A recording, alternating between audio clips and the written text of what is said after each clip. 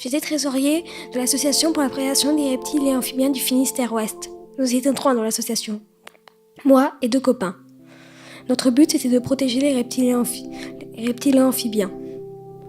Par exemple les rainettes. Les rainettes, nous avons remarqué que ça baissait beaucoup en ce moment. Sinon, je suis en 6e 4 au collège d'un soir. Au collège, il n'y a rien. C'est une nature morte. Que du béton, partout. Trouver juste une petite bête, minuscule, c'est comme trouver une aiguille dans une meule de foin.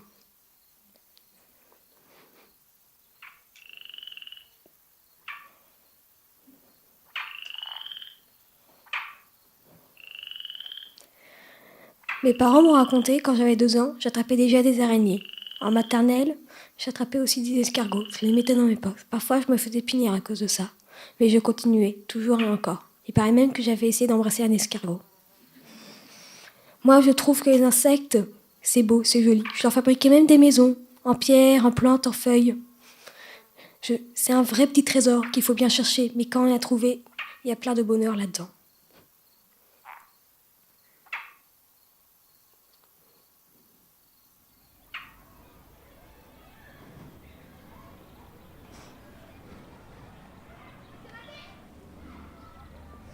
En CE2, il y a quelque chose qui m'a bouleversée. Nous avons construit un hôtel à insectes. Jusqu'à là, j'étais très seule pendant les récrés, vu que j'arrêtais pas d'observer les insectes. Mais à partir de ce moment-là, j'ai commencé à être connue, vu que je mettais plein d'insectes dans cet hôtel. Plein, jusqu'au même aux frelons. Je leur faisais des petites réserves pour les vacances, des feuilles, des baies. Mais à un moment, quand je suis revenue, il n'y en avait carrément plus rien. Plus j'ai grandi, plus je me suis intéressée plus scientifiquement aux insectes. Je lisais des livres, je regardais sur internet des petites infos, et là, je me suis rendu compte qu'il y avait plus de 1,9 million d'espèces d'insectes dans le monde. Et les scientifiques en pensent qu'il y en aurait plus de 9 millions.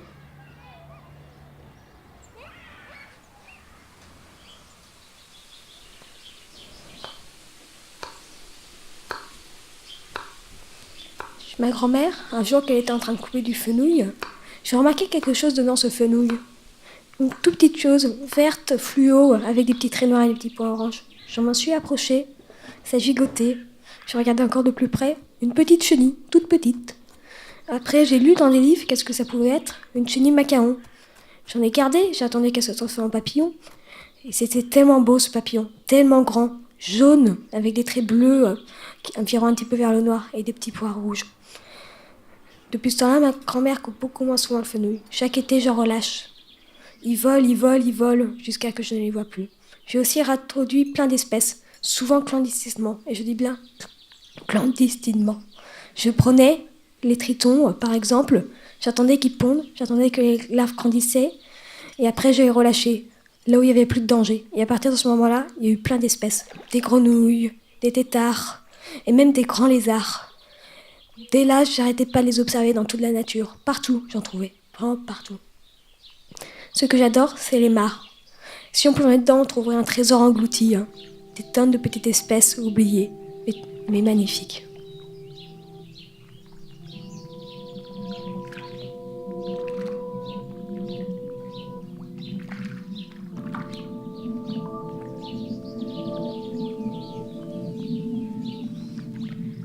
Les insectes et les petites bêtes, je les comprends.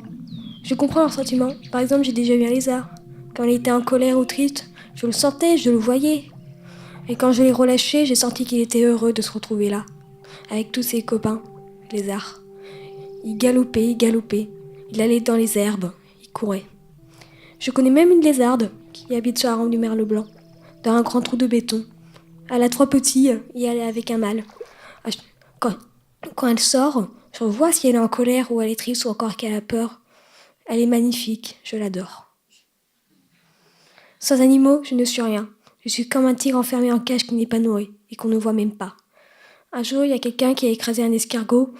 J'ai voulu le taper à cause de ça. On m'a déjà dit que j'étais fou. Maintenant, je me dis pourquoi il me disait ça. En même temps, c'est ma passion. Mais ça me pas toujours les insectes. Une fois, j'ai eu le succès de ma vie. J'ai ramené des phasmes à l'école. Des phasmes feuilles, des phasmes scorpions, des phasmes bâtons, et même des phasmes indonésiens. Les phasmes scorpions, c'était effrayant pour tout le monde. Des phasmes feuilles, ça allait encore, vu que c'était tellement joli. Des phasmes bâtons, c'était assez original. Encore des phasmes indonésiens, c'était très long. Mais peut-être avant, j'avais ramené déjà des criquets, des grillons, ou encore des lézards. Mais là, j'ai vraiment eu le succès de ma vie.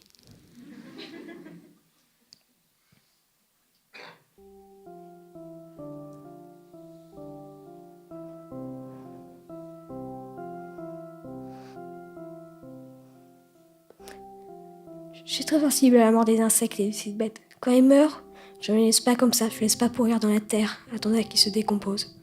Je vais prendre dans des bocaux, je les mets dedans, je mets un petit peu d'eau et je les mets au congélateur pour qu'ils restent figés dans le temps, à tout jamais. Et au bout de 6 mois, je les sors et je les pose sur ma table, en souvenir d'eux.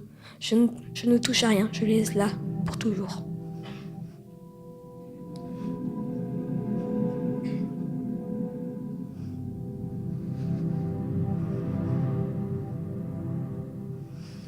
Cet été, je vais faire un tour du sud de la France des espèces menacées. Ce que je voudrais voir, c'est une tortue issue d'Europe, presque au point disparu d'Allemagne. Un gecko verruqueux. Vous entrez dans une maison, vous en voyez un au plafond. Un lézard osselé, plus d'1 mètre de long. Vous cherchez dans un champ et ça vous fait super peur à chaque fois que vous n'avez pas bougé. Ou encore des lucains de cerf-volant, tellement grands et ça bourdonne. Ou encore des scarabées Hercule, tellement gros, ils peuvent soulever jusqu'à 25 kilos, des vrais Hercules de la nature. Mon rêve, c'était aussi de vous raconter ça, que j'aime toutes ces petites bêtes, qu'il ne faut pas les oublier, qu'il y a un trésor autour de nous, sous la terre, dans l'eau, au-dessus de nous, qu'il ne faut pas les oublier, qu'il ne faut surtout pas les mal aimer, qu'il faut les traiter avec respect.